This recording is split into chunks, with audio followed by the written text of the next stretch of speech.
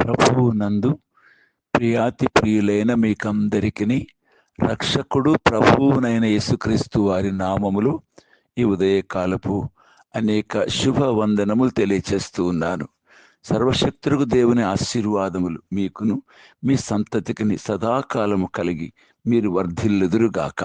ఈ ఉదయకాల సమయంలో పరిశుద్ధ గ్రంథమైన బైబిల్ నుండి దైవ వాక్కును ఇర్మియా గ్రంథము 15వ అధ్యాయము 21వ వచనాన్ని చదువుకుందాం.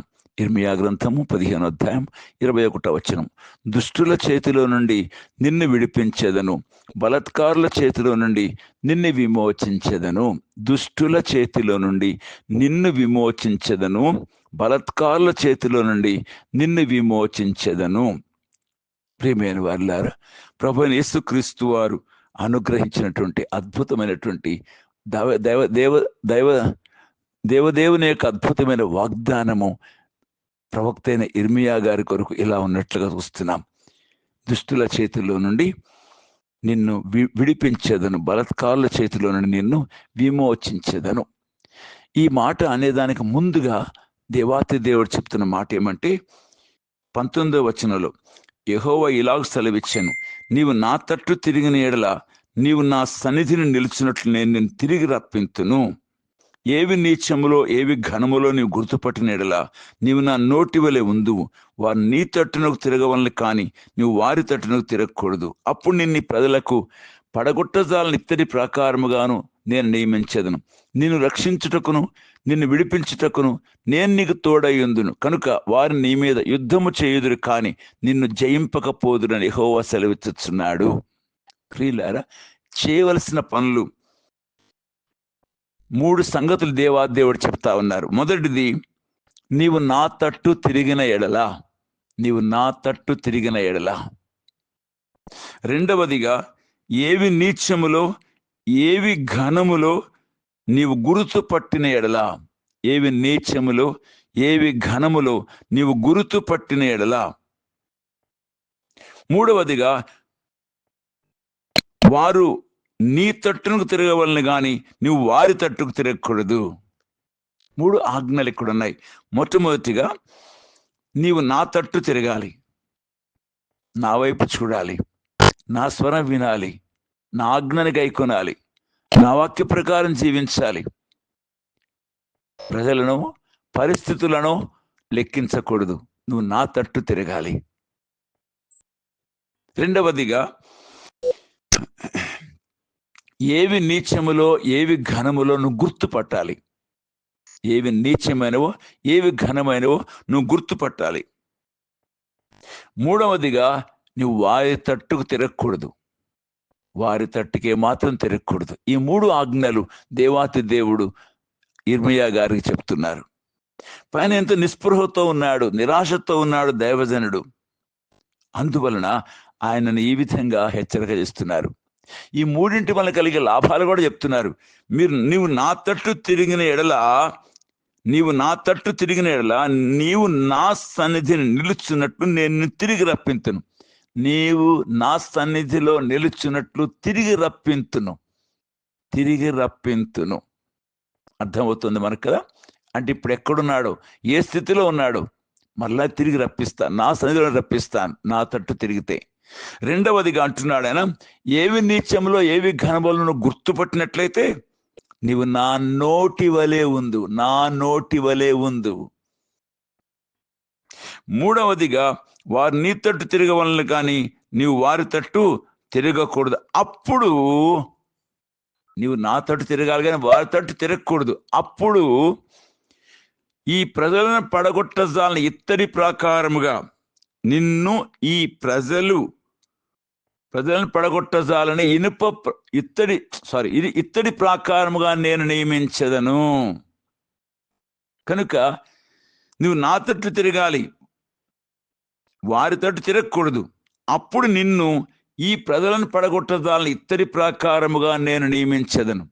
నిన్ను రక్షించుటకును నిన్ను విడిపించుటకును నేను నీకు తోడయ్యుందును. కనుక వారు నీ మీద యుద్ధము చేయుదురు కానీ నిన్ను జయింపకపోదురు అని యెహోవా సెలవిచ్చుచున్నాడు. కనుక వారు నీ మీద యుద్ధము చేయుదురు కానీ నిన్ను జయింపకపోదురు. దేవునికి అద్భుతమైనటువంటి వాగ్దానము చూస్తున్నాం మనం. కనుక నీవు 3 పనులు చేస్తే నేను నీకు 3 పనులు చేస్తాను అంటున్నారు.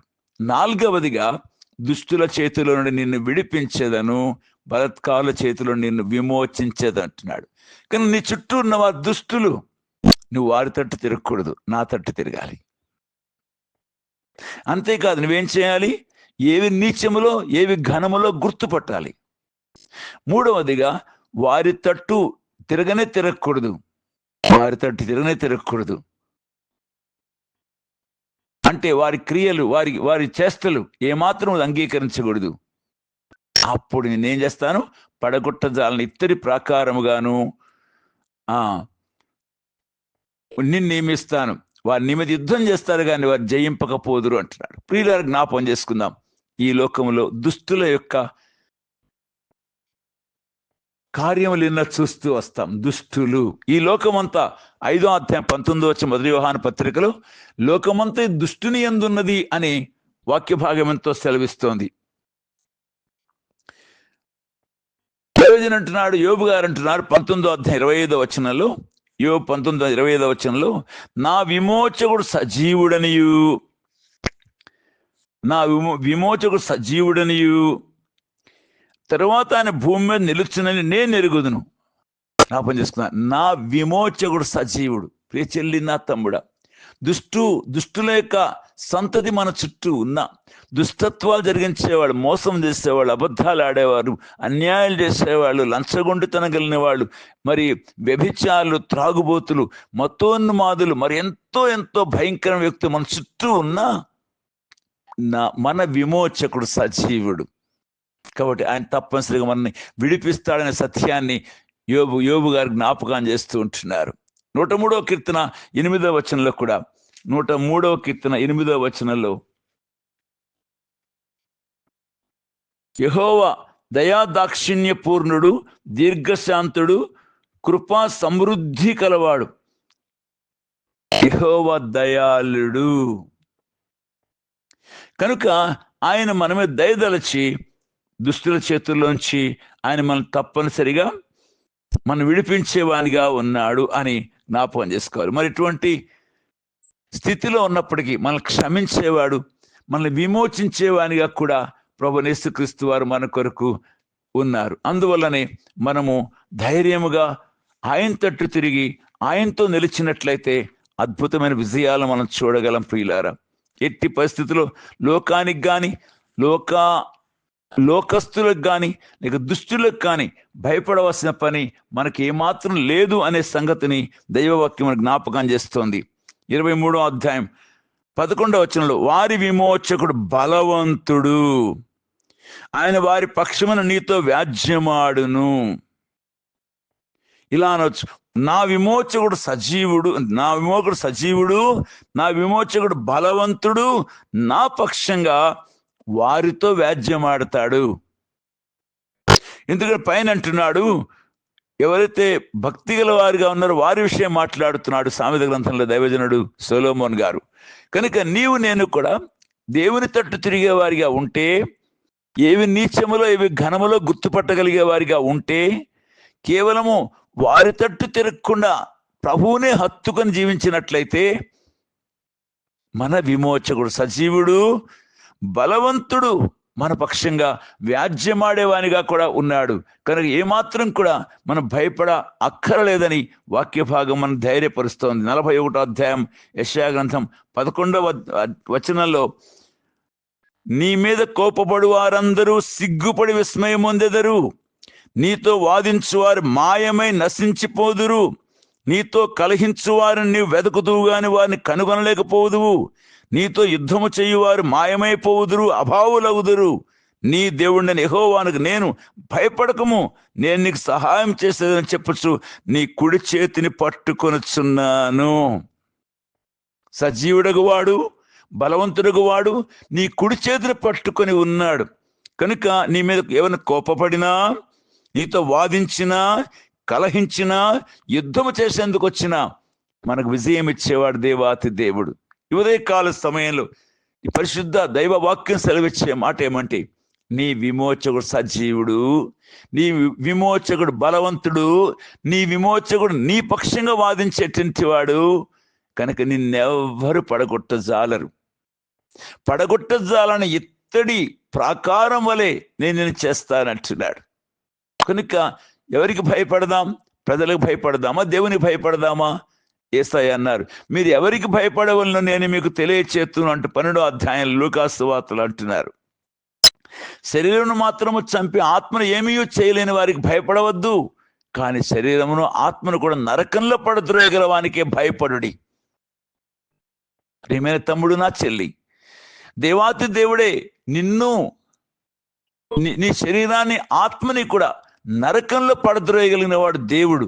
దేవునికి భయపడి పాపమును విడిచిపెట్టి, పాపాత్ములను విడిచిపెట్టి, దుష్టుల ఆలోచన చొప్పున నడవక, పాపులు నిలుచున్న చోటు నిలవక, అపహాసకులు కూర్చున్న చోటను కూర్చుండక అని చెప్పబడినట్లుగా ఈ దుష్టుల వర్షంలోకి వెళ్ళొద్దు, దుష్టులను అనుసరించవద్దు, వారు చేసే దుర్మార్గపు క్రియల్లో పాలివాడు కావద్దు.